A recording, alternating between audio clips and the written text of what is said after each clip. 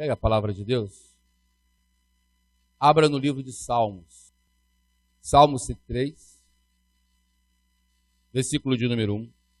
Bendize, ó minha alma, ao Senhor, e tudo que há em mim, bendiga o seu santo nome. Só até aqui. Senhor, Deus e Pai Todo-Poderoso, glorificado, Tu és Rei, Rei do Universo, Deus Criador de tudo que há. Engrandecemos o Teu santo nome nessa manhã. Tomamos cânticos aqui neste local, já adoramos a Ti, nossos dízimos, nossas ofertas. E agora, ó Deus, nós queremos ouvir a Tua voz, Senhor.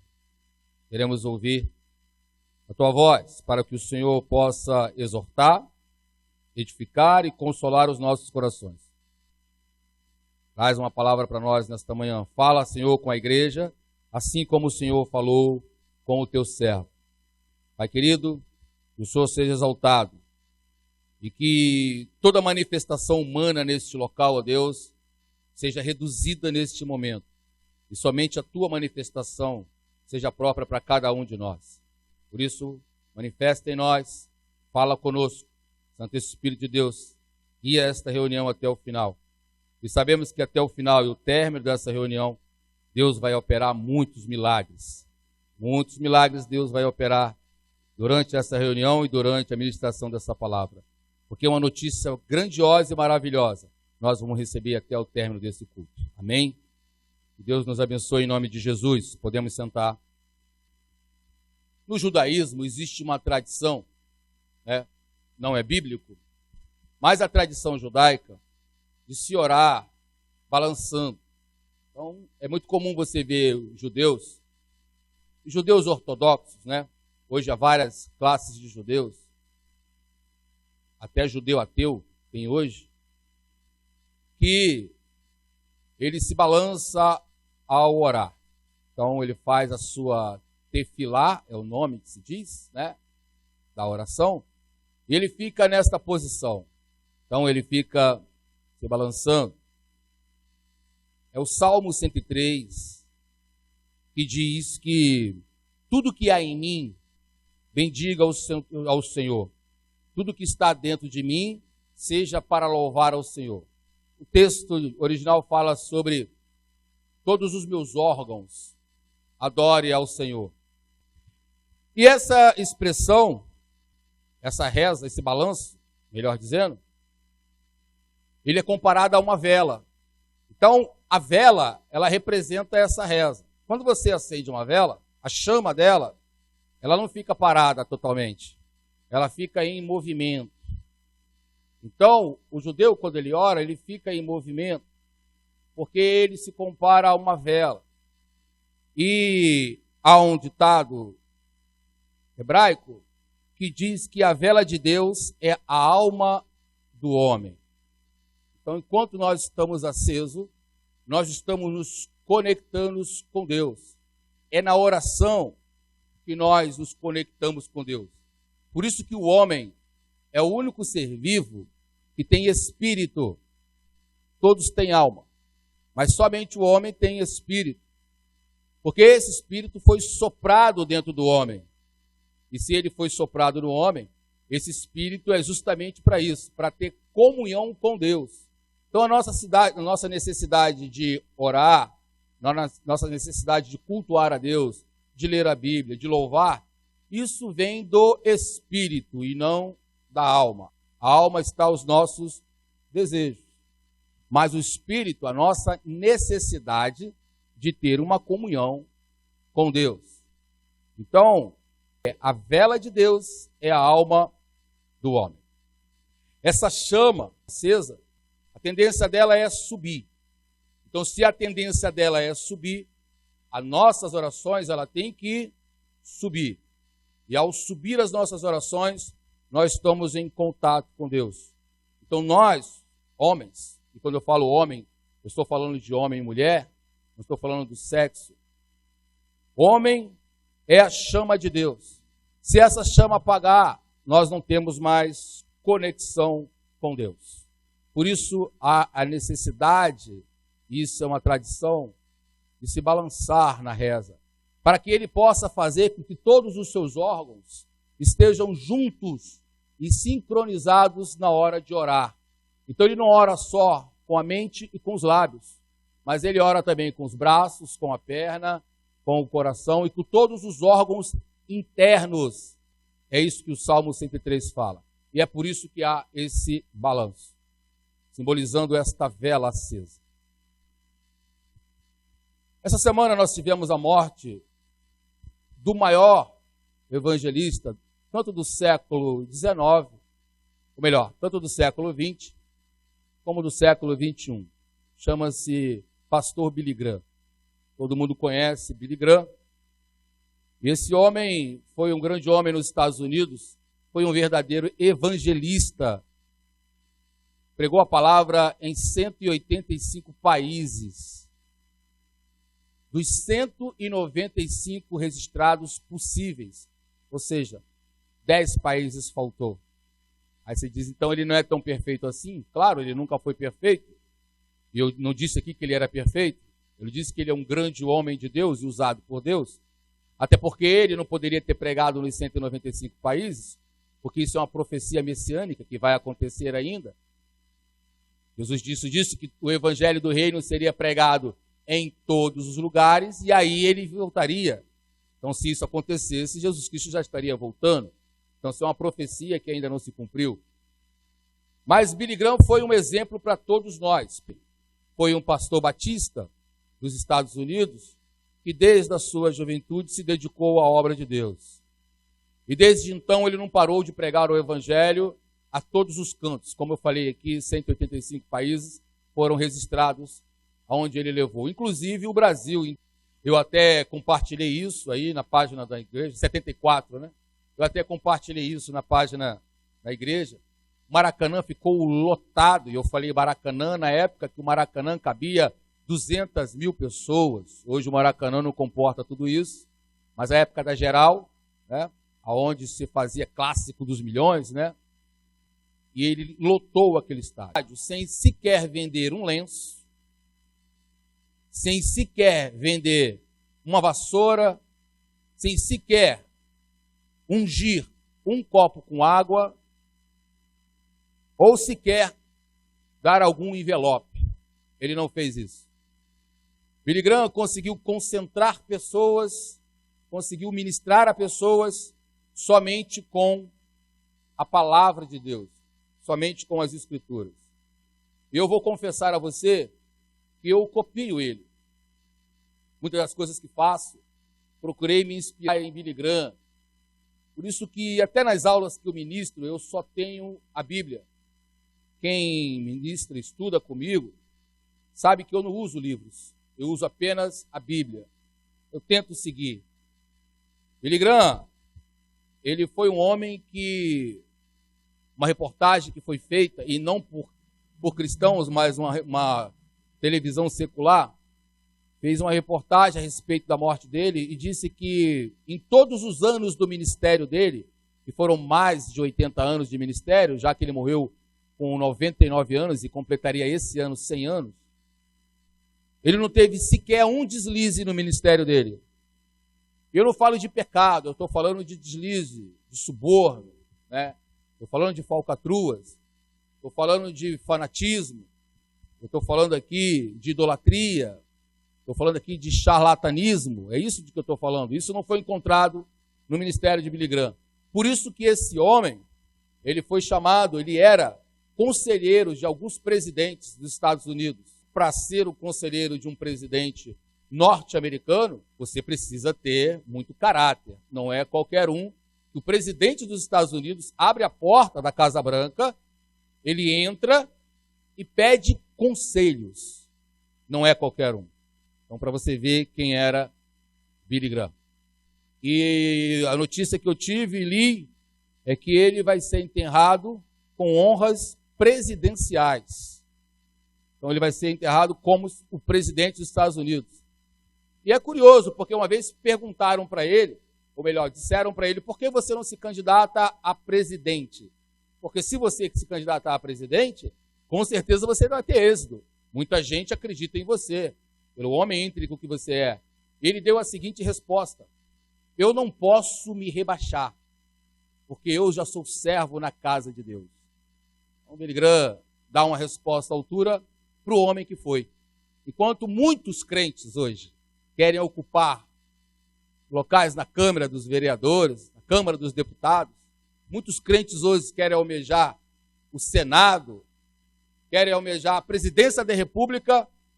Billy Graham, ao falarem para ele que ele poderia ser o presidente dos Estados Unidos, de uma potência, ou melhor, a maior potência que esse mundo tem, ele disse simplesmente: eu não posso me rebaixar, porque eu já sou servo na casa do Senhor. A minha função é pregar a palavra de Deus. Ah, quem dera que isso acontecesse com a igreja do Senhor Jesus hoje, ou com alguns líderes.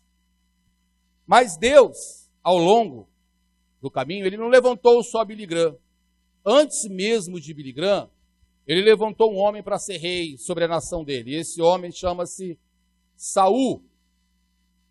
E no primeiro livro do profeta Samuel, no capítulo de número 15, fala sobre Samuel. Aqui Samuel vai visitar a Saul, e Deus, através de Samuel, deu uma ordem para Samuel. Disse: Samuel, vá até Saul, o meu rei, o rei de Israel, e diga que ele tem que lutar contra os amalequitas, e ele deverá destruí-los todos, sem deixar nenhum pelo caminho. Ele vai contra Amaleque, e lá ele vai destruir. Deus tem um propósito muito forte, porque esses amalequitas é que vão se voltar contra Israel. Então Deus enxerga aquilo que eu e você não enxergamos. Ele enxerga muito além.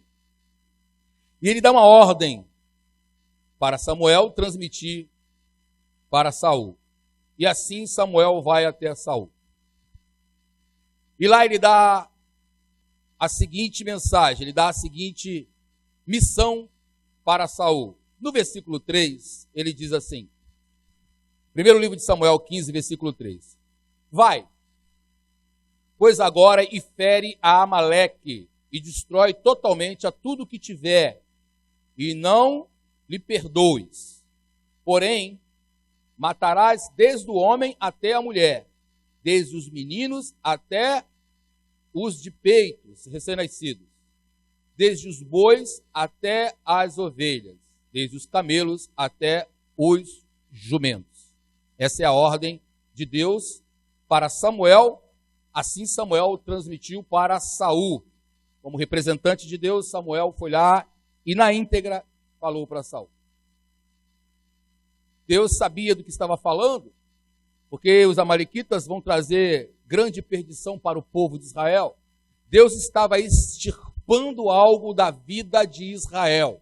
Estava tirando da vida de Israel uma maldição que viria sobre a vida de Israel. Deus não queria que isso acontecesse com Israel, e por isso ele dá esta ordem. Às vezes Deus quer tirar algo de nossas vidas, mas nós nos agarramos a ela e não permitimos que Deus nos tire. E isso acaba gerando uma consequência muito grave lá na frente, porque nós não obedecemos a Deus. Deus falou e nós ignoramos. Deus diz: solta, larga, tira isso da sua vida, desista. Mas a gente se apega, toma para a gente. E ele sabe que isso vai nos prejudicar lá na frente. Nós não entendemos porque somos carnais, somos humanos. Mas ele sim, ele sabe que isso vai te prejudicar. Então, quando Deus falar, nós precisamos soltar. Nós precisamos evitar. Porque Deus sabe o que está falando. E nós não sabemos o que estamos fazendo. Porque quando aquilo dá errado lá atrás, lá na frente, nós vamos culpar a Deus porque deu errado. Senhor, porque o Senhor não me avisou? Aí Deus disse: mas eu disse para você, não faça, desfaça, e você não desfez. Saia da presença dessa pessoa, você não saiu. Eu disse para você, não se ajunte, você se ajuntou. E agora está a consequência aí. E foi o que aconteceu com Israel.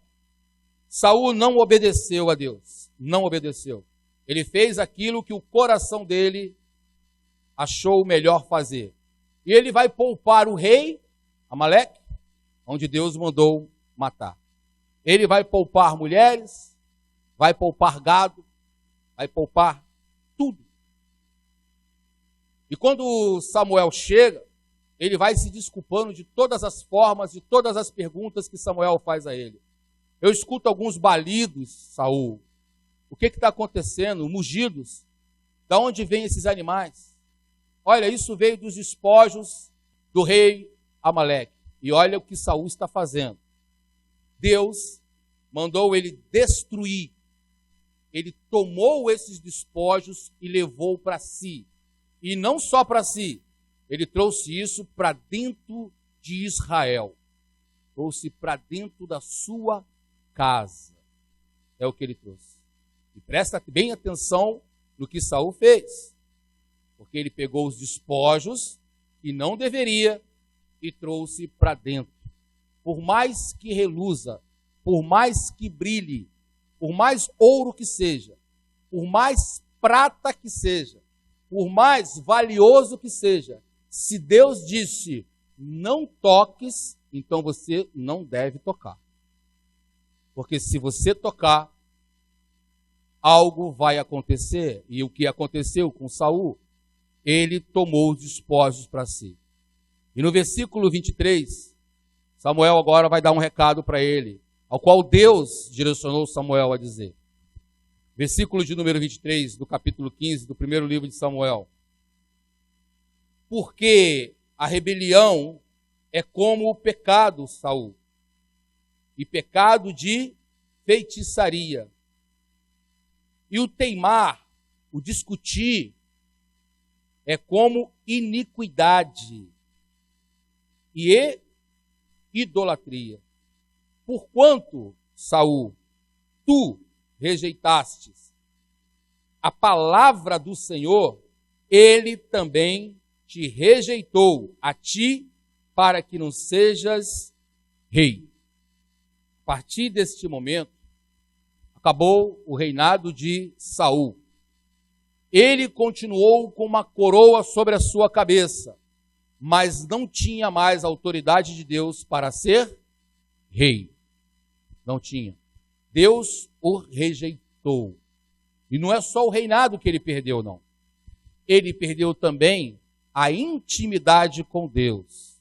Capítulo 16, do primeiro livro do profeta Samuel, versículo de número 14.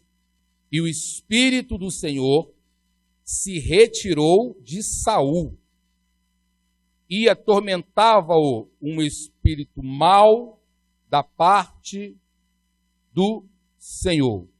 A vela de Saul se apagou diante de Deus.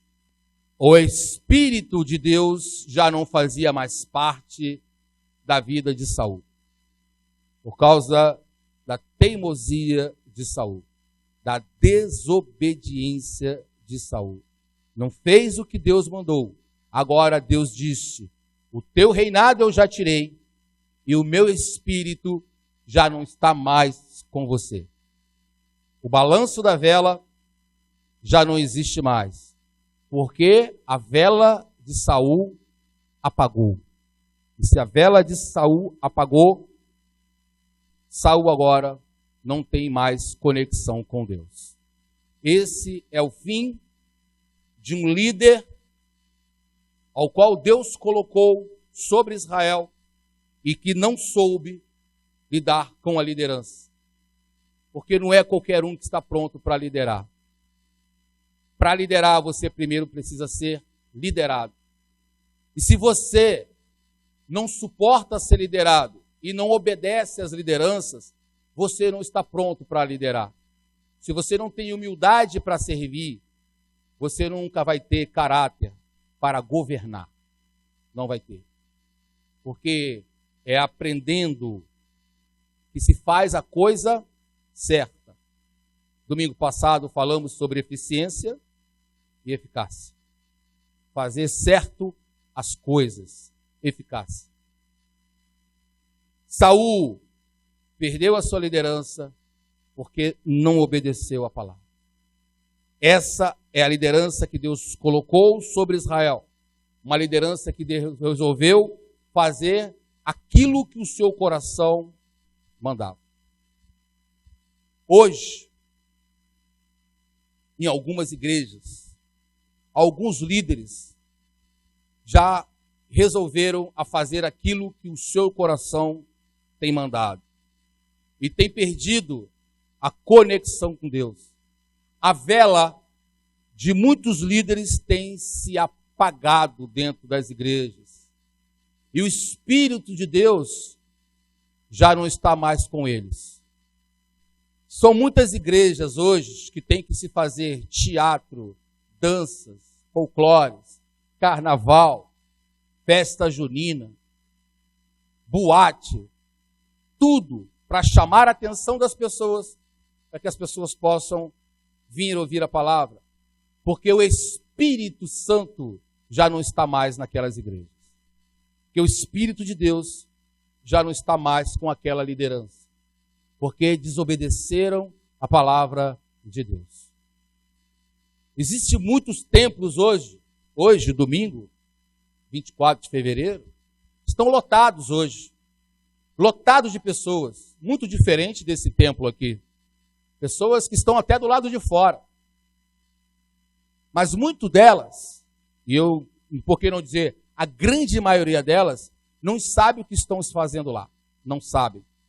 Porque não foram lá adorar a Deus, mas foram buscar algo que o homem prometeu. Porque ele ouviu na rádio que se ele aparecer naquela denominação, ele vai ser curado de AIDS, que se ele for lá, ele vai ser curado de um câncer, e que se ele for lá, for paralítico, ele vai andar, que todos os milagres, se ele está com uma dificuldade financeira e ele for lá, isso vai ser resolvido. Se ele tiver com problema no casamento e ele for lá, tudo vai ser restaurado.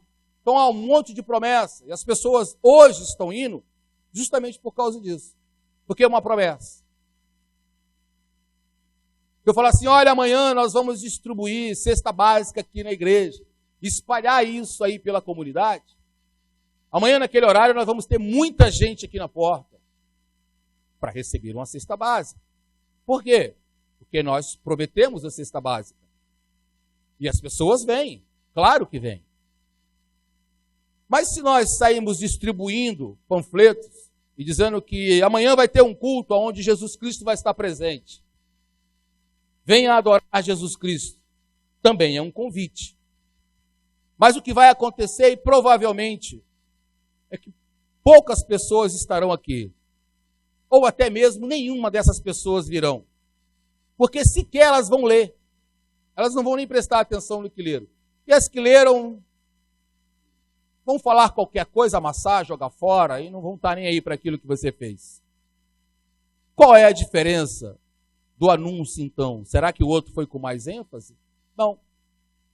É porque o primeiro anúncio, ele é recheado de coisas materiais. E isso enche os olhos do ser humano. Mas as coisas espirituais, não. Coisas espirituais não é para qualquer um. Coisas espirituais é para quem verdadeiramente quer ver a face de Deus. Quem quer ter uma vida restaurada, regenerada, uma vida mudada.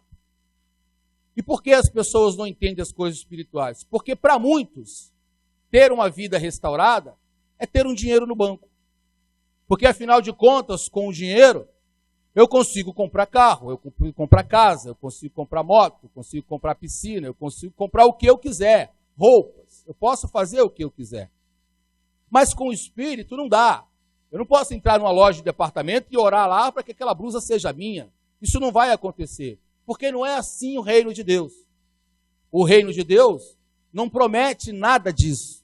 Não há uma passagem bíblica onde Deus prometa qualquer coisa material para qualquer ser humano, quer seja cristão ou não. Tudo que Deus promete é através de obediência.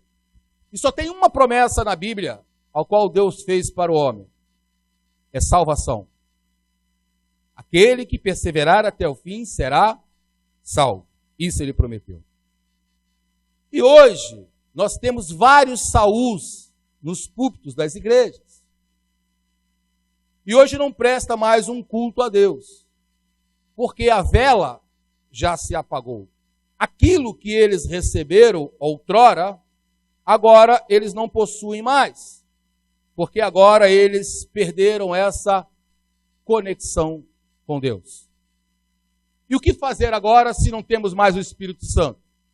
Porque para ministrar a palavra de Deus, nós precisamos do Espírito Santo, porque não é o homem, é o Espírito que fala para as igrejas.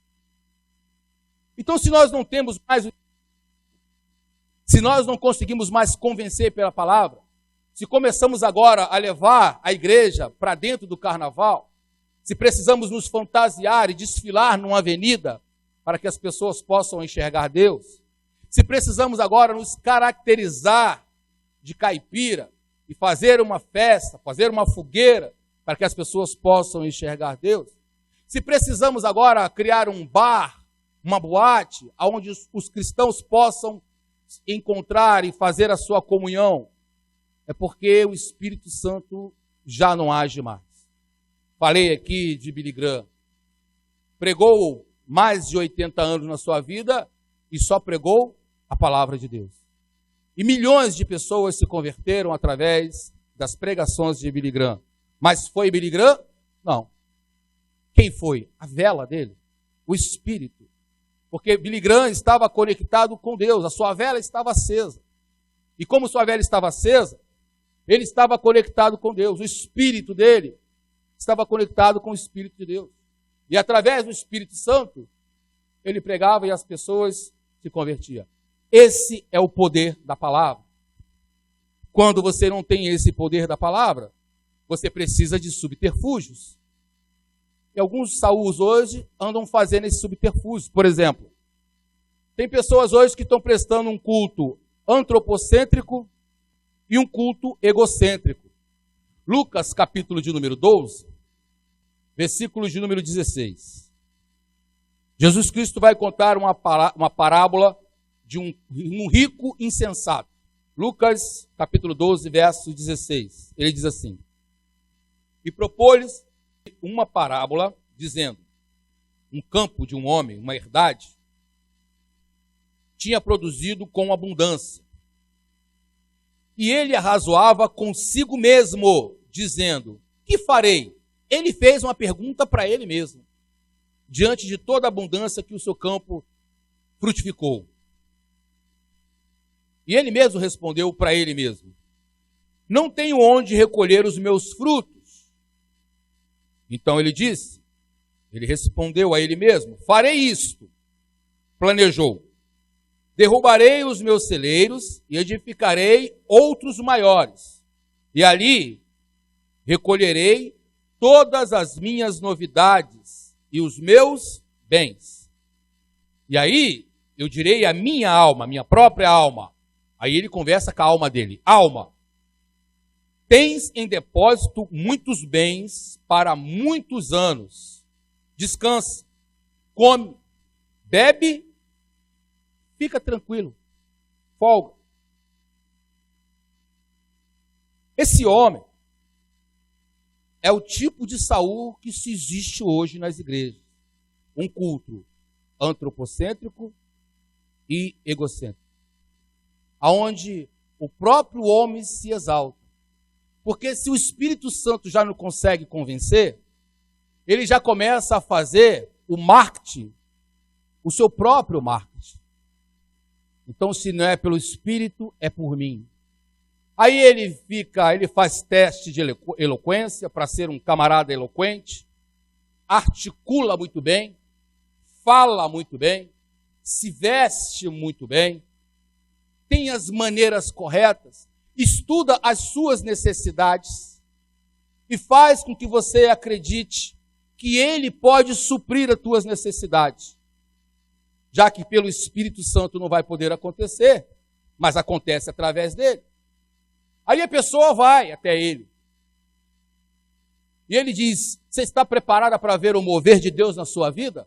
E a pessoa, claro que eu estou, eu vim aqui para isso. O anúncio da rádio dizia isso, a televisão dizia isso, e eu vim pronta para isso. Então se prepara que Deus agora vai mudar o teu cativeiro. Ele faz a oração. E depois ele pergunta, e aí, aconteceu? Aí a pessoa, não, pastor, não aconteceu. Olha, irmão, é porque você não teve fé. Você precisa ter fé. Você acredita que eu sou um homem de Deus? Se você acredita, você precisa ter fé. Porque Deus está na minha vida, agora ele precisa estar na sua. Ele vende uma coisa que ele não tem. Ele faz como Satanás fez com Jesus Cristo. Ele disse, olha tudo isso, porque tudo isso eu vou te dar se prostrado me adorares. Jesus Cristo disse, você não pode me dar, porque tudo isso que você está mostrando não é seu, é do meu Pai, Ele é o Criador, você não é o Criador. Você não pode me dar. Você não pode dar aquilo que você não tem. Você não pode. Quando a pessoa te faz um mal, quando você passa, você dá bom dia para a pessoa e ela não responde, você sabe por que ela não respondeu o teu bom dia? Porque ela não tem para te dar. Se ela não tem, ela não pode te dar. Não fica frustrado com isso, não. Você dá porque você tem. Se ela não deu, é porque ela não tem. Mas o que você tem que dar. Tem muitos, Saul hoje, que estão fazendo um culto para si, aonde fazem corredores para esses homens passar, ou aonde colocam um tapete para esses homens passar, ou alguém para carregar o seu paletó, a sua Bíblia, a sua água, ou qualquer coisa desse tipo. Porque eles precisam de atenção. Chegam no meio do culto, porque é a hora que a igreja está inflamada, e está todo mundo reunido e cantando, aí ele já pega todo mundo animado, aí ele recebe os aplausos da igreja, porque isso tudo o homem precisa para encher o seu ego, porque ele precisa impressionar a igreja, porque não tem Espírito Santo. Como é que eu vou impressionar a igreja sem o Espírito Santo? Como é que eu vou convencer a igreja se o Espírito Santo não fala? E por que não fala? Porque a chama se apagou. Não tem mais chama. Tem muito Saul hoje que está prestando um culto hedonista. É uma doutrina que leva as pessoas a buscar o prazer como único propósito de vida. Tem muito Saul hoje que está levando as pessoas para esse tipo de culto. Fazer com que elas se sintam bem. Porque enquanto elas se sentirem bem, elas vão estar fazendo o que eles querem. Mas o que a Escritura fala a respeito disso? Segunda carta aos Coríntios, capítulo de número 10, nós vamos ver o apóstolo Paulo escrevendo essa carta. E eu diria que uma carta de encorajamento aos cristãos de Coríntios, para que verdadeiramente eles poderiam se encorajar para fazer a obra de Deus. E olha, que encorajamento que um líder pode dar para a igreja. Porque hoje se prega que você é cabeça, que você não é cauda, que você é mais do que vencedor, que você vai comer o melhor dessa terra, que tudo faz ao seu favor, que você não pode ficar doente, porque Jesus Cristo levou todas as dores. Esse é o culto hedonista. Essa é a doutrina que busca o prazer como único propósito de vida.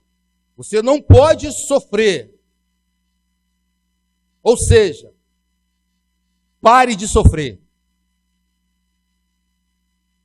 Essa é a mensagem do Evangelho de alguns Saul hoje. Mas o que Paulo fala para a igreja de Corinto a respeito de sofrimento? No versículo 7, do capítulo 1, da segunda carta aos Coríntios, ele diz o seguinte: e a nossa esperança acerca de vós é firme, sabendo que, como sois participantes das aflições, assim o sereis também da consolação. Eu tenho algo para partilhar com vocês que vai consolar o coração de vocês. Vocês querem ser crentes? Então escuta isso, Coríntios. versículo de número 8. Porque não queremos, irmãos, que ignoreis a tribulação. Eu vou repetir. Porque não queremos, irmãos, que ignoreis a tribulação. Ou seja, não dá para fingir que não existe. Ela existe. As dificuldades existem. Não existe prazer acima de tudo. Dificuldade existe. Paulo está dizendo, não ignore as tribulações. E ele continua dizendo, que nos sobreveio na Ásia, pois que fomos sobremaneira agravados, mais do que podíamos suportar, de tal maneira que até da vida nos desesperamos. Ou seja, além daquilo que podíamos suportar, perdemos até a esperança de viver. Achávamos que íamos morrer. E às vezes a gente fica falando que Deus dá o frio conforme o cobertor. É? Paulo disse que ele não conseguia nem suportar as aflições que vieram sobre ele. Apedrejamento, chicoteamento, cárcere. Tudo isso veio sobre a vida de um homem de Deus. E hoje, alguns homens de Deus, alguns Saús hoje, dizem que buscar o prazer é o único propósito de vida, mas eu digo para você que o único propósito que pode acontecer na sua vida é buscar Jesus Cristo. Somente Ele, mais ninguém. Porque quem busca o prazer não busca Cristo. Porque em nenhum momento sobre a face da terra, Jesus Cristo pôde se deleitar de tanto prazer. Nem os seus discípulos tiveram isso. Sofreram muito agravo. Sofreram muita perseguição. E hoje o que se ensina é que você não pode ser perseguido, pois eu vou te dizer uma coisa. Igreja que não é perseguida não é igreja. Igreja que não sofre agravo não é igreja. O Espírito Santo não está nela. Porque Jesus Cristo disse que neste mundo nós teríamos muitas aflições. Mas nós temos que crer nele. Porque é Ele que vai nos salvar. É Ele que vai nos livrar na cova, não da cova. Deus nunca vai permitir que você tenha uma vida tranquila a vida inteira. Porque isso nunca vai te levar a Ele. Enquanto você não sofrer agravos, enquanto você não tiver dificuldades, você nunca vai conhecer Deus verdadeiramente. Está vendo o meu servo Jó? E o final da sua história, Jó disse, antes eu te conhecia só de ouvir falar, mas agora não. Agora eu te conheço porque os meus próprios olhos te viram. E como que Jó viu? Através do sofrimento. Quando Jó percebeu que ele precisava de Deus, porque é aí que nós precisamos de Deus. Falamos aqui, quando estamos no leito do hospital, eu não conheço um ser humano sobre a face da terra que esteja sentindo dor e não clame por Deus. Por mais ateu que ele seja. Mas quando o médico der o diagnóstico e disser assim, é câncer. A primeira palavra que ele diz é, meu Deus, tem misericórdia. Pode ser o mais ateu. Pode professar qualquer outra religião. Mas quando vem a notícia e diz, olha, o seu filho está envolvido nas drogas. Acabei de passar ali, ele está com um fuzil nas mãos. Pode ser a mãe mais ateia que tiver. Pode professar qualquer religião. Mas quando ela ouve isso, a primeira coisa que ela fala, Deus, livra o meu filho. Porque o ser humano sabe que ele precisa de Deus. Ele só não admite. Porque enquanto ele estiver com os prazeres da vida, enquanto estiver empregado, enquanto estiver com conta bancária, enquanto estiver com saúde, a pergunta é, para que Deus? Afinal de contas, nós aprendemos que Deus é para ser chamado e invocado na hora da súplica, na hora da angústia, na hora da tribulação. Se não há tribulação, então para que eu vou invocar Deus? Deixa Deus fora disso. Mas alguns saúoses estão falando que você precisa buscar o prazer como um propósito de vida. Mas Paulo, na carta aos Filipenses, vai dar mais uma lição para cada um de nós, para que a gente possa entender a respeito desse prazer da vida. Filipenses capítulo 4, do versículo 11 em diante, Paulo vai dar uma lição para muitos saús que estão pregando hoje. E ele diz o seguinte, no versículo de número 11.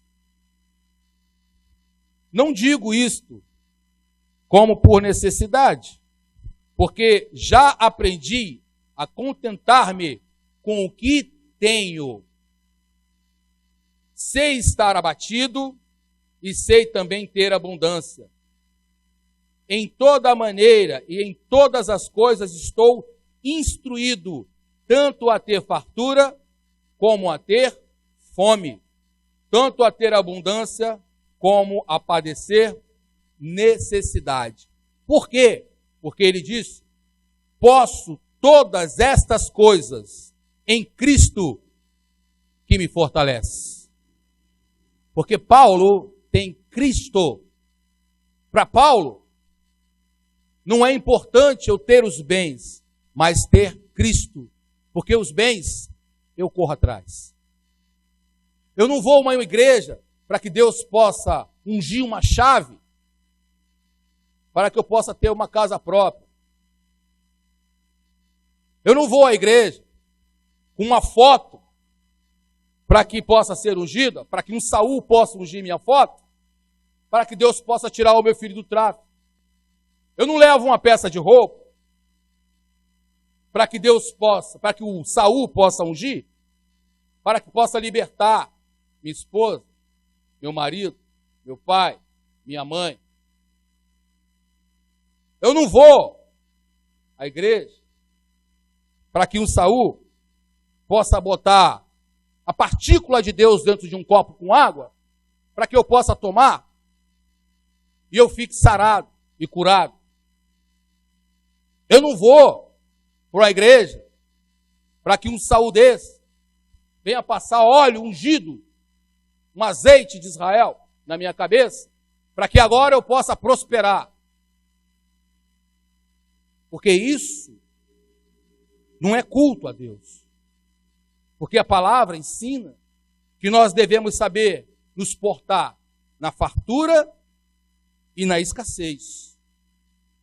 Porque a palavra diz que nós temos que saber como proceder, com abundância ou sem abundância. E mais, a palavra diz que você tem que se contentar com o que você tem.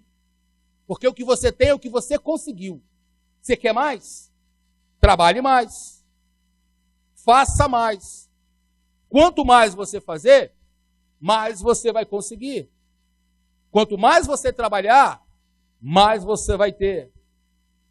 Quanto mais você se dispor, mais vai vir até você. É assim que funciona. Mas alguém está fazendo um culto hoje, hedonista, dizendo que não, aqui acabou tudo.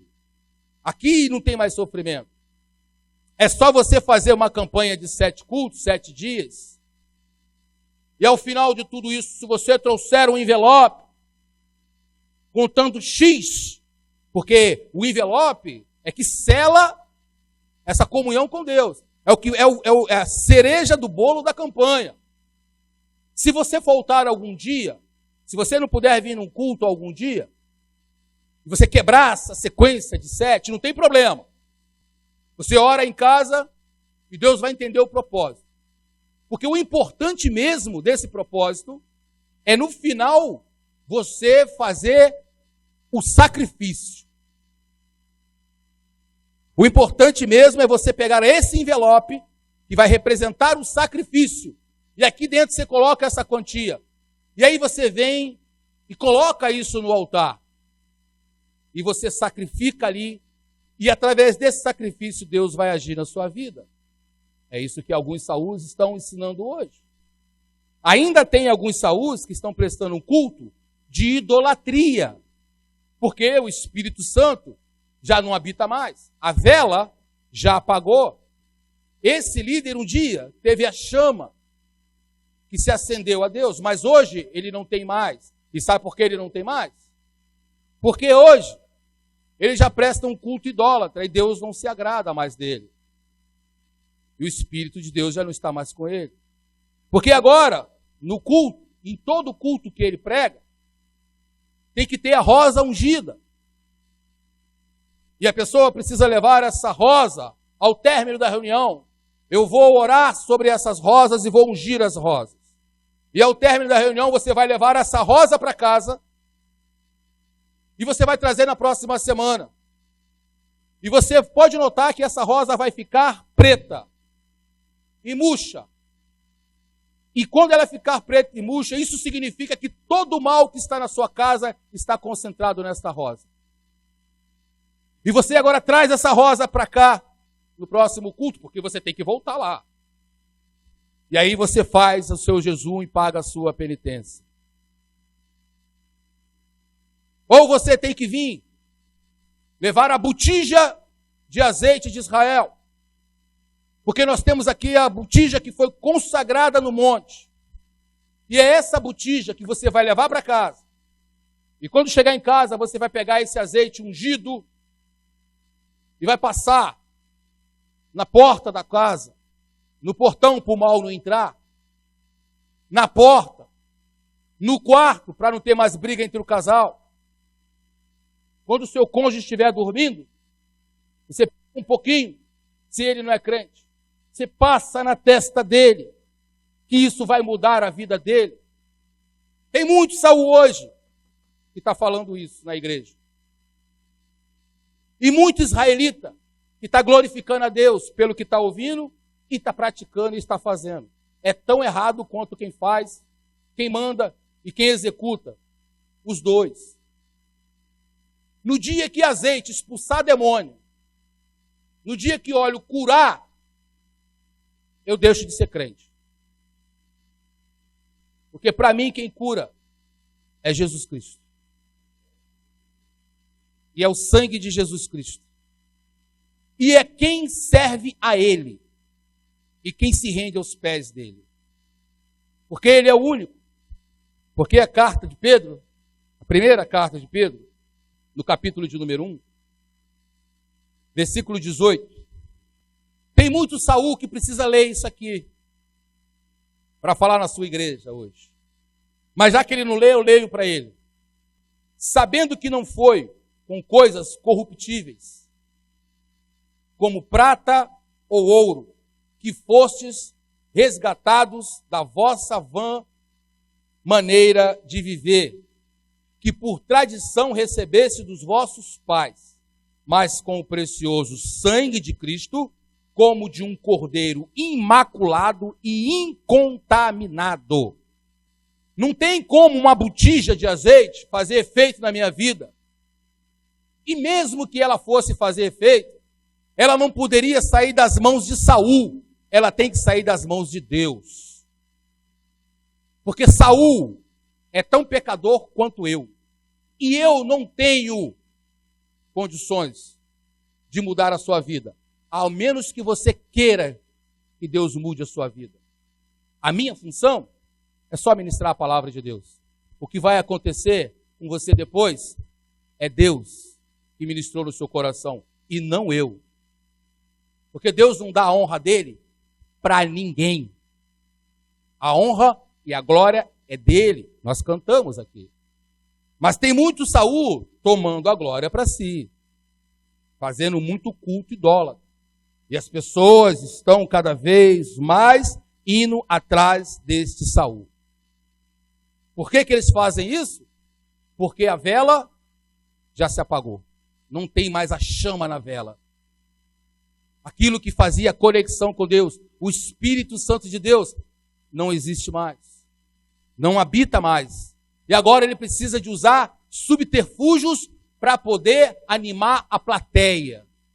Porque, na verdade, esses homens nada mais são do que animadores de plateia, stand-ups. Alguns contam piadas, outros fazem mágicas, faz pedra sair do rim, faz agulha sair do olho, maneira de atrair a plateia. Outros fazem entretenimento com música. Cantam. Outros dançam. Tudo isso para que a plateia se agrade do que ele está fazendo. Porque ele precisa fazer alguma coisa. Porque não tem mais o espírito, ninguém mais presta atenção no que ele está falando. Ele precisa fazer alguma coisa. E ele descobriu que com isso é muito melhor. É muito mais fácil. Atos, capítulo de número 8, acontecia a mesma coisa na cidade de Samaria. Um homem chamado Simão. Atos, capítulo de número 8, versículo 9. Presta atenção no que estava acontecendo na cidade de Samaria. Vai contar a história de um homem chamado Simão. E estava ali um certo homem chamado Simão, que anteriormente exercia naquela cidade a arte mágica e tinha iludido o povo de Samaria, dizendo que era um grande personagem, ao qual todos atendiam, desde o menor até o maior, dizendo: este é a grande virtude de Deus, ou seja, esta é a virtude de Deus. Isso que esse camarada faz é o poder de Deus. São as pessoas que estão batendo palma para Simão, mágico, fazendo mágicas para o povo de Samaria. Versículo 11. E atendiam-no, porque já desde muito tempo os havia iludidos com artes mágicas. Esse era Simão na cidade de Samaria. Iludia o povo, fazia um pozinho explodir ali, jogava um corante na água ali, ficava vermelha. Aí dizia: olha o milagre, vou fazer o milagre, hein? Vem aqui você tem. Deus está me dizendo aqui que tem um com tumor. Vou arrancar agora. Aí a igreja já sabe como é que fica, né? Fica pronta para o show. Aí ele vai, peraí, está quase. Peraí que esse está profundo. Nem orar, o Saul ora, que é para disfarçar. Aí começa. Olha a minha mão, olha a minha mão. Aí, tira uma pedra, um barbante, um cordão de carneiro e diz que é a tripa, que é a veia aorta que estava entupida e que ele ia morrer. Aí a igreja, plateia, como num circo, todo mundo bate pau. É assim que Simão fazia. Até chegar um homem chamado Filipe. Aí mudou a história, filho. O versículo 8, o versículo 7, fala que quando Filipe chegou em Samaria, acabou a bagunça. Porque chegou verdadeiramente um homem de Deus na cidade. Versículo de número 7 diz assim, ó. Versículo de número 6. E as multidões, unanimemente, prestavam atenção ao que Filipe dizia, porque ouvia e viam os sinais que ele fazia, pois que os espíritos imundos saíam de muitos que os tinham clamado em alta voz, e muitos paralíticos coxos eram curados. O que Filipe usava? Palavra. E tinha espírito. Filipe tinha vela acesa, amigo. Você tem vela acesa, meu amigo? Não fica um. Não fica um. Filipe não usava pozinho na água. Filipe não usava cordão de carneiro para tirar a veia aorta de ninguém. Porque Filipe não precisava disso. O texto diz que multidões prestavam atenção ao que Filipe dizia. Eles paravam para ouvir o que Filipe estava falando, não o que Filipe estava fazendo, é diferente. Não eram plateias vendo alguém dando show ou espetáculo, que é o que acontece em muitos lugares. Tem muito Saul dando espetáculo, levando até defunto para o altar para ressuscitar. Aí eu te pergunto, onde é que está o poder público que não vê que isso está afligindo um código penal? Da onde saiu esse cadáver? Sabia que isso é crime? Se te roubou ele, da onde? Não, a família que levou. Como uma família tem autorização para tirar alguém morto de um necrotério de hospital para levar para uma igreja? A não ser que você roube. Você entre lá e rouba. E as pessoas que gostam do espetáculo estão lá glorificando a Deus, porque o cara pegou um martelo, bateu na cabeça do morto e o morto levantou. Quem faz isso para mim é o Chapolin Colorado. Não contavam com a minha astúcia. Você acha que essa palhaçada, esse circo todo aí, fica impune? Saul, quando percebeu isso, quando o Espírito de Deus não estava mais sobre a vida dele, você sabe o que Saul fez? Desesperadamente, ele tentou se conectar com Deus de novo. Quando Saul entendeu que a chama dele estava apagada, ele falou, eu preciso de Deus. Sabe o que Saul fez? Tentou por sonhos, Deus não falou. Tentou pelos profetas, Deus não falou. E como não tinha mais recurso nenhum, ele vai consultar até morto para ver se Deus fala com ele. Mas Deus não falou. Primeiro livro do profeta Samuel, capítulo 28, versículo de número 6. Saul está diante dos filisteus, que está vindo sobre ele, para atacar Israel. Aí Saul percebeu que estava sem chama. Ele não tinha nem recebido nenhuma estratégia de Deus. Samuel está morto. E agora? Fazer o quê? Vou consultar Deus. Samuel morreu, vai que Deus perdoou. Aí ele vai consultar Deus, porque eles queriam saber o que fazer. Aí ele descobre que não tem mais vela acesa. Versículo 5. E vendo Saul o arraial dos filisteus, temeu e estremeceu muito o seu coração. Saul ficou com medo. Na hora que a porca aperta, aí eu quero ver você dizer que não acredita em Deus.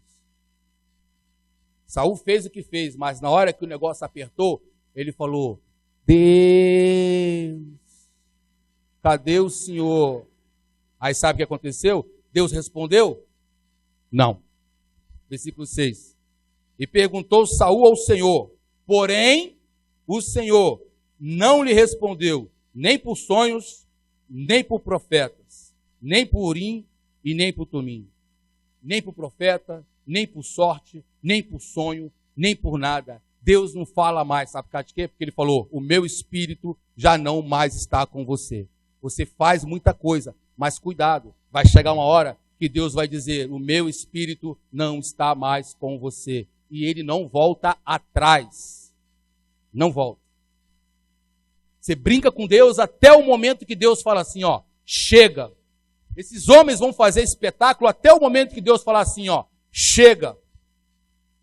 Agora, chega. Vou dar um basta. O desespero de Saul é tão grande que ele vai procurar uma cartomante. Vai no centro espírita, numa mesa branca, ressuscitar Samuel. Ressuscita esse homem, pelo amor de Deus. Porque eu preciso de uma resposta de Deus. Ei, Saul, eu já falei, através da boca do próprio profeta, que você já não tem mais o meu espírito. Por que você está chamando morto? Tem crente que está indo até em macumba para resolver os seus problemas. Sabe por causa de quê? Porque não aprende na igreja que para resolver problema tem que ser através da palavra de Deus, filho. Já tem crente aí consultando até horóscopo para saber o que Deus tem para a vida dele naquele dia. Acorda, crente. Vai ser crente, deixa de ser cara de peroba. Igreja de Sardes, igreja morta.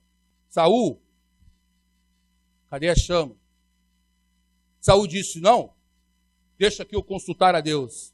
Ei, Deus não está respondendo. Ei, o que está vendo com Deus? Não sei. Ó, deixa eu te falar um negócio, vem cá. Fala. Você sabe que eu sou seu amigo há anos, né? Vejo você, o teu sofrimento. Posso falar uma coisa? Pode. Eu tenho um cara aí que resolve isso para você. Pega uma peça de roupa, pega uma foto e vamos ali comigo. E vai. Sabe por que vai? Porque não tem mais vela acesa. Não vê mais esperança. O negócio agora, a esperança é no homem. Já tentei com Deus, Deus não resolveu, agora eu vou no homem. Vai mesmo. Vai que tem algo guardado para quem faz isso. E eu vou finalizar. Mateus, capítulo de número 21. Jesus Cristo vai falar sobre uma parábola de um senhor, um dono da vinha. Versículo de número 33 em diante, fala que ele edificou uma torre e arrendou alguns lavradores e colocou esses lavradores para trabalhar na sua vinha. E o texto diz que, chegando o tempo dos frutos, ele enviou uns servos lavradores para receber os frutos. Vocês vão lá receber. Jesus Cristo te deu o Espírito Santo. Ele colocou na sua vida. O que você está fazendo com o Espírito Santo de Deus, hein? O que você está fazendo com dons que Deus te deu? Você está vendendo água na igreja? Deus te deu dom. E você está cobrando para ser curado? Não, pastor, aqui a gente não cobra, não. Aqui você faz uma oferta simbólica. Você oferta o que Deus colocar no seu coração, irmão. Isso na minha terra tem outro nome, chama-se cobrança. Porque se fosse de graça, eu não podia fazer nada, eu não precisava nada. O que você está fazendo com os dons que Deus tem colocado sobre a tua vida? Hein, Saul? Você está vendendo dons? Porque o dono da vinha mandou ir lá buscar os frutos. Só que quando chegaram lá, eles mataram quem o dono da vinha enviou. Ei, Deus foi cobrar Israel e mandou os profetas. Mataram os profetas de Israel. Disseram assim para Samuel: nós não queremos você como rei. Nós queremos um homem como rei. Nós não queremos esse Deus. Isso matou Samuel. Samuel ficou arrasado e Deus consolou Samuel. Deus falou para Samuel: Samuel, fica assim não, Samuel. Não estou te rejeitando não, estão rejeitando nem a mim. Não me querem mais sobre eles. Rejeitaram. Deus deu o dom para Saul. O que você está fazendo, Saul, com o teu dom? Aí Deus foi cobrar. Falou para o profeta: vai lá e fala com ele se emendar. Aí o profeta chegou lá e falou: olha, se emenda aí, hein? Ô, você que está vendendo água aí, ó, você que está vendendo rosa, vassoura, você que está vendendo cimento, que até cimento já tem. Arca da aliança, chaveiro, palmilha para botar no pé. É tanta coisa que é infinito. Lenço, toalha. Ei, Saul, para com isso. Deus está falando para você parar com isso. Sabe o que fizeram com esse aí que foi falar? Mataram ele. Hoje, esses que vão contra, você sabe o que eles são chamados? De anticristo, de herege. Mas se você pensa que isso para o homem de Deus, você está enganado, filho. Porque quem coloca a mão no arado não para não, nem olha para trás. Pode vir dificuldade, pode vir calúnia, pode vir o que quiser. Ele não para. Porque é Deus que está no comando, filho. Aí disseram: ó, esse a gente não quer não, pode matar. Aí Deus falou assim: tudo bem. Então agora eu vou enviar alguém que é superior ao profeta. Aí no versículo 37 ele diz que enviou alguém. Ele diz assim, ó, versículo 37, Mateus 21, 37. E por último, enviou-lhes o seu filho. Deus fala assim: eu vou enviar meu filho para falar com eles, porque vai que eles vão respeitar dessa vez, né? É o meu filho. O coração do homem está tão voltado para as coisas do homem, é tão egocêntrico, é tão hedonista, é tão é tão idólatra, que o homem não consegue nem enxergar Cristo na frente dele. Ele fala de Jesus Cristo, mas não conhece Jesus Cristo. Versículo de número 38. Mas os lavradores, vendo o filho, disseram entre si: este é o herdeiro, vinde, matamo-lo e apedrejamo-nos e tomamos a sua herança. E lançando mão de quem? Do filho, o arrastaram para fora da vinha e o mataram. Estão matando Jesus Cristo dentro das igrejas. Ladrões estão roubando aquilo que Deus deu. Você se lembra lá de Saul? Ficou com os despojos de Amaleque? Pois esses homens, esses Saús modernos, estão roubando o evangelho do Senhor Jesus Cristo. Estão usando isso aqui, ó, para ganhar benefício, para ter vida boa e abundante, para comprar carro, moto, Ferrari, avião, jato, navio. Porque não anda mais de carro não, agora é só de avião. Aí se você for questionar, ele diz, não, o avião é da igreja, está à disposição do crente. Pergunta qual crente que foi de avião para o trabalho aí. Aí ele vai dizer assim, pá, não vai porque não tem pouso, né? Não dá para pousar? Pois é, né? Então não é para a igreja, filho, é para você. E com o dinheiro de quem? Da igreja. Se você for daqui para Manaus, de avião, de ônibus, de bicicleta, de carro, você vai chegar do mesmo jeito. A única diferença é o tempo. E para que você quer chegar lá com tanta pressa? Jesus Cristo não tinha pressa. Falaram para Jesus assim, corre, vamos lá salvar Lázaro. Ele falou assim, espera. Na hora certa eu vou. Um cara que acha que é mais que Deus, está se achando melhor do que Deus, roubaram o evangelho do Senhor, mataram Jesus Cristo. E agora esses Saús de hoje vivem dos despojos e da glória de Deus. Usam a glória de Deus na sua própria causa. Por isso que essas igrejas estão lotadas. Porque as pessoas vão lá dizendo que Deus está operando. Para você, eu vou fechar com o versículo 43 aqui de Mateus 21. Essa é para você, Saul. Portanto, eu vos digo que o reino de Deus vos será tirado e será dado a uma nação que dê os seus frutos. Isso é uma profecia. E pode escrever. Isso não vai durar muito tempo. Deus já tirou o reinado do teu ministério. Você hoje está vazio e oco, fazendo entretenimento e batendo palma para maluco dançar. Porque não tem Espírito Santo mais na sua vida. Você não tem mais a chama. A sua vela já não se conecta mais com Deus. E agora Deus está dando para quem dá frutos. Deus tirou de Saul e deu para Davi. Deus está tirando deles e está dando para você, querido. Para que você possa dar fruto. Deus está tirando de lá e está dando aqui, para que possa dar fruto. E quem quer, vai ser abençoado. Mas quem quer Deus, porque quem quer bens materiais está no lugar errado. Vou logo avisando. Quem veio buscar bem material, perdeu o seu tempo. A única coisa que essa igreja pode te dar é Jesus Cristo. Só. Mais nada eu posso oferecer a você que não seja o Espírito Santo de Deus e a salvação em Jesus Cristo. O único que é digno de honra, glória e louvor. Amém? Aleluia. Aplauda o Senhor Jesus. Coloque-se de pé. Glória ao teu nome, Senhor. Tu és exaltado. Obrigado, meu Deus.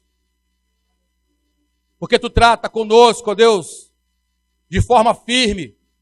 Tu tem exortado as nossas vidas, mas o Senhor tem feito isso para nos mostrar, ó Deus, o quanto nós precisamos ser diligentes diante de Ti e perseverantes na Tua palavra. Não permita, ó Deus, que venhamos, ó Deus, nos desviar do Teu caminho por coisas levianas, coisas fúteis, por aquilo que nos é, Pai, oferecido, coisas que vêm de outros altares, não do Teu altar, daquilo que não vem da Tua palavra, mas vem do coração do homem. Não permita, ó Deus. Podemos passar fome, frio, podemos ter necessidade, mas uma coisa nós acreditamos e sabemos, o Senhor está no controle de nossas vidas. E nós não vamos recuar 1 milímetro. Não vamos recuar 1 milímetro. Vamos avançar e cada vez mais avançar pelo poder da Tua força, ó Deus. É por isso que nós estamos de pé e reunidos neste lugar para proclamar a Tua palavra e dizer: só o Senhor é Deus e não há salvação em outro que não seja através de Jesus Cristo. Um sangue derramado na cruz. E foi o Senhor, ó Deus, que nos concedeu. E foi o Senhor que nos deu de graça esse dom, o dom da salvação. Glorificamos o Teu nome, porque só Tu és Deus. Tu és um Deus poderoso. Uma coisa te pedimos, ó Deus, que Teu Espírito Santo não se aparte de nós. O Senhor pode tirar tudo. Nada disso veio das tuas mãos, pode tirar tudo. Até a roupa que vestimos, ó Deus. Isso vai perecer um dia. Não é disso que nós precisamos. Nós precisamos do teu Espírito. Nós precisamos do teu Filho. Não tira o teu Espírito de nós, Senhor. Compadece, tem misericórdia. Não só nossa, mas tem misericórdia desses Saús também, Senhor. Dá mais uma chance para esses homens. Para que eles possam mudar os seus ministérios, mudarem a sua cabeça. E entender que ali tem pessoas que precisam de salvação. Que as pessoas estão ali buscando a Ti, ó Deus. E eles estão vendendo o Teu Evangelho, Senhor. Ah, Senhor. Muda a cabeça desse Saul, Senhor. Faz uma reviravolta para que esse Evangelho possa crescer da maneira que ele tem que crescer. Não horizontalmente, mas verticalmente. Para que as pessoas tenham mais intimidade contigo, possam estar mais próximas. São massas e massas de pessoas que precisam viver o verdadeiro Evangelho e não serem mais enganados. Por isso, Deus, te pedimos, em nome de Jesus, tenha misericórdia de nós. Nos concede a tua vida, nos concede teu Filho, Jesus Cristo. E que o Senhor nos abençoe, rica e abundantemente. Oremos. Pai bendito, Pai amado, queremos te agradecer pela sua misericórdia em nossas vidas, Senhor. O Senhor nos escolheu para que o Senhor viesse ministrar sobre nós, Pai. Muitas pessoas ainda vão ouvir esta mensagem. Eu te peço, Senhor, que o Senhor venha impactar cada uma, Senhor. Pai, em nome de Jesus, implanta essa palavra em nós, Senhor. Que venhamos, Senhor, ruminar a semana toda esta palavra, Pai, que venhamos aprender mais de Ti, Deus. Não deixa, Senhor, em nome de Jesus, que venhamos nos afastar de Ti, Pai. Porque o Senhor nunca se afasta de nós, somos nós que nos afastamos de Ti, Pai. Por isso, Senhor, sairemos da presença um do outro, mas da Tua, Senhor, não permita, Deus. Pai, nos proporciona uma semana abençoada contigo, Senhor. O que está por vir nós não sabemos, mas sabemos que o Senhor está no nosso lado, Senhor. Somos mais do que vencedores e capacitados por Ti a suportar. Como o Senhor instruiu a Moisés, falasse a Arão e abençoasse seu povo. Que o Senhor te abençoe e te guarde. Que o Senhor faça resplandecer o teu rosto sobre ti e tenha misericórdia de ti. Que o Senhor sobre ti levante o teu rosto e te dê a paz. E que a graça do nosso Senhor e Salvador Jesus Cristo, o amor infinito de Deus Pai e as doces consolações do Espírito esteja conosco de hoje até a eternidade. Em nome de Jesus. Amém. As palmas glorificam o nome do Senhor.